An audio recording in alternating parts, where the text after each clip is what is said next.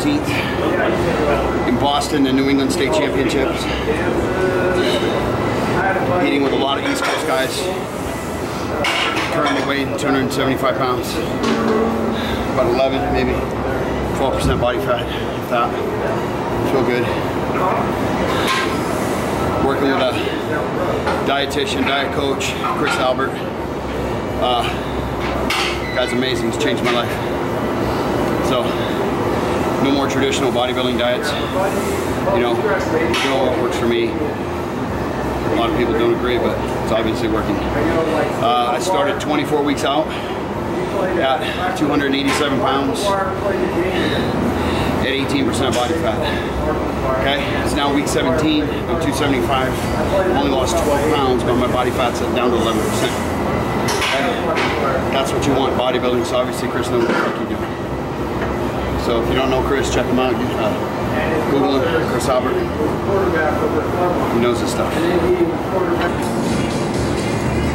I'm the worst at drinking water. I have to mark my water jug so I get this in. I don't want to drink water. He eats a diet that's really high in red meat, and anytime you have red meat more than, let's say, the average person, it'll raise the acidity in your blood.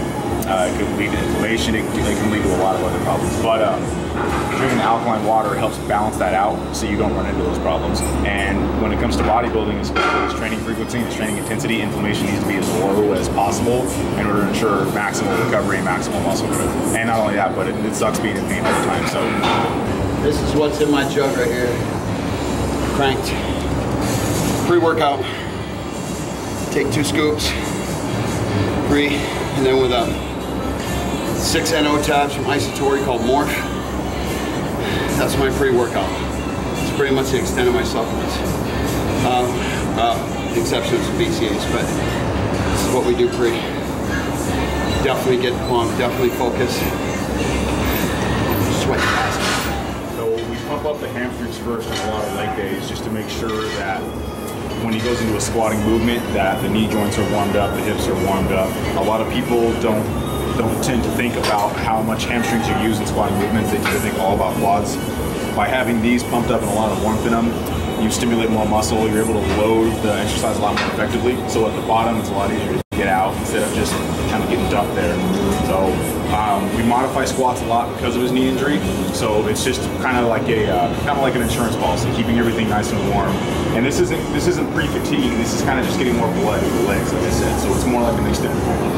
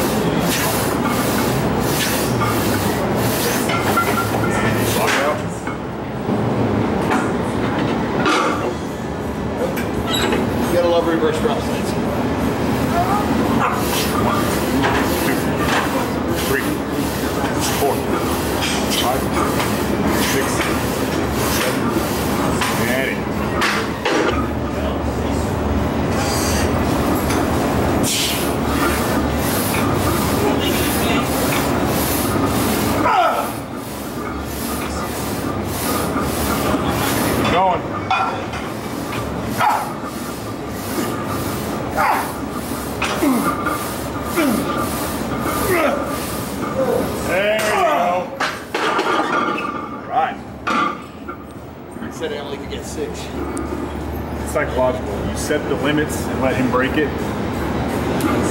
how it works. One time we had 2 girls sit on top of there along with bands, so. Gotcha.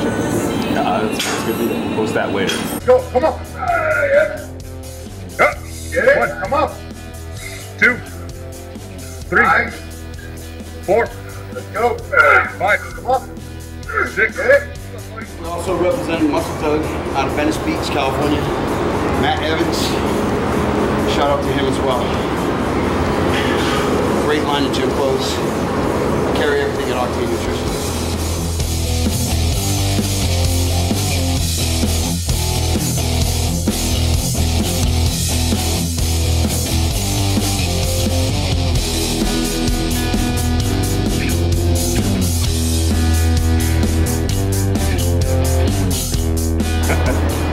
You had a good flex with you? Yeah. Nice. Injury is pretty much central right there. So leg extensions, regular walking lunges, step ups, things like that were pretty much out of the question. Just couldn't do them without it. Just intense level of pain. So modifying his workouts with exercises that put minimal stress on the knee and maximal stress on that muscle is what we have a little bit more for the past few weeks.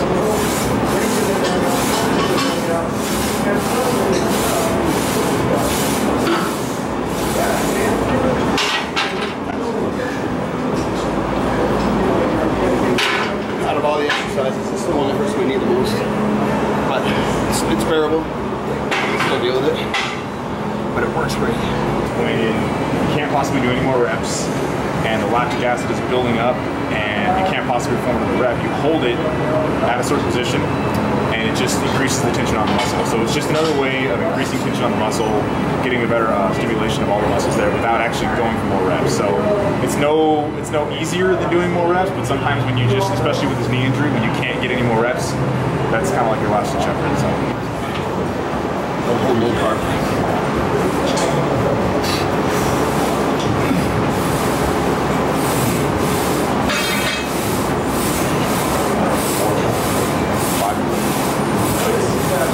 7 and 8. Hold it. 1, 2, 3, 4, 5.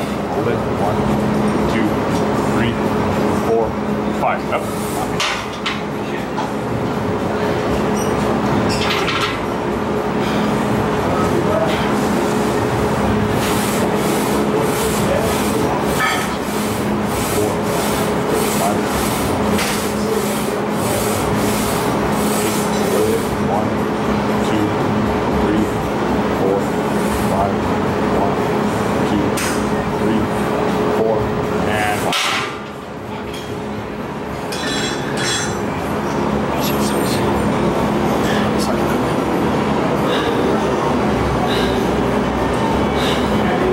Definitely not complaining, but we can.